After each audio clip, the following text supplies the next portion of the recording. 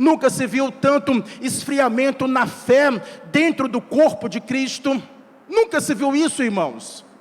É mais intenso do que foi algumas décadas atrás. E ele não vai terminar aí.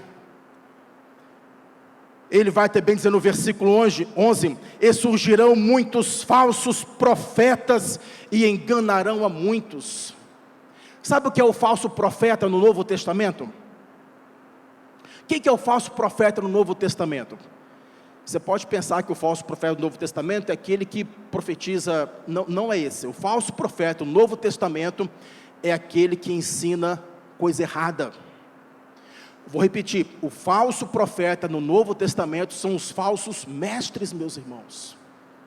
Então, eu vou pedir algo para os irmãos. Nós estamos tendo uma enxurrada de falsos ensinamentos. Muitos falsos ensinamentos. Eu falo aqui para os irmãos só no domingo, mas segunda, terça, quarta, vocês ouvem uma série de coisas na casa de vocês. E bom seria que vocês ouvissem mais a palavra de Deus, lessem mais a palavra de Deus. Irmãos, mais do que nunca agora é a hora de você tentar firmar a sua fé, ler realmente as Escrituras. O crente, quando você vê alguém pregando, você tem de estar como os crentes bereando, acompanhando, ver se é isso mesmo, olhando. Se não entender, pergunta. Se não entender, fala: não entendi isso aqui, pergunta. Se não quiser interromper aqui no culto, após você pergunta, mas não vá para casa com dúvidas, meus irmãos. Muito cuidado com as coisas que você tem ouvido, ouvido principalmente.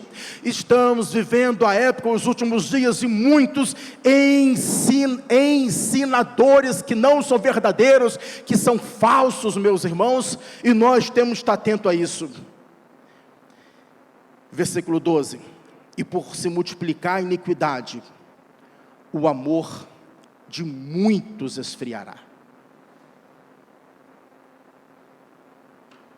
Agora, veja bem, tudo isso que eu li para os irmãos, são coisas que vão acontecer antes do arrebatamento. Antes do arrebatamento. Quando eu falo de terremoto, é para todos. Quando eu falo de peste, mas agora, esses pontos aqui, Jesus está falando muito ali na relação entre eles. E aqui agora está falando sobre o quê? O amor de muitos tem se esfriado. Os irmãos estão percebendo como o amor está se esfriando, né? O amor de 1 Coríntios capítulo 13, ali é o padrão de amor. O amor que não visa os seus interesses, o amor, né, que espera, o amor que é paciente, o amor de Deus. Este amor tem se esfriado.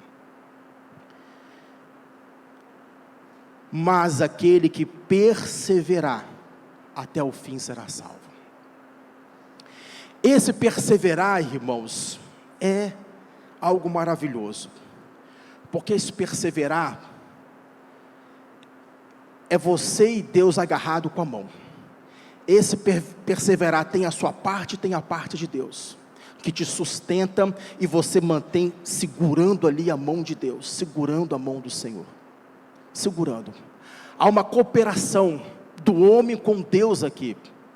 Há uma cooperação do homem com Deus. Não vou entender que o homem é somente um ser passivo nessa perseverança, aonde Deus garante a ele a perseverança até no final.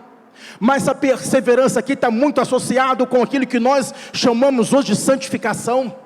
Essa perseverança está muito associada com aquilo que nós chamamos de buscar a Deus diariamente. Essa perseverança, mas é claro que eu de mim mesmo, eu não tenho força também para garantir a minha salvação. Então há uma cooperação da parte de Deus. Você vai até o final, porque Deus ele vai segurar a tua mão até o final. Mas o que Deus espera é que você também fique agarrado na mão dele, que você não solte a mão dele, que você não abra a mão dele, que você mantenha também segurada a mão dele, mesmo sem força, mas fique com a mão segurando a mão de Jesus, meus irmãos. Eu entendo que essa é a perseverança que o Senhor espera para mim e para você. Essa perseverança tem a ver com sua fome de Deus. Essa perseverança tem a ver com o quanto você está tentando lutar contra o pecado. Eu sei que alguns que estão aqui estão lutando contra o pecado diariamente em suas vidas. E Deus vai nos mantendo, e essa pessoa será salva. E no versículo 14 diz: e este evangelho do reino será pregado em todo o mundo, em testemunha todas as gentes, então virá o fim. Agora vem a aplicabilidade para missões.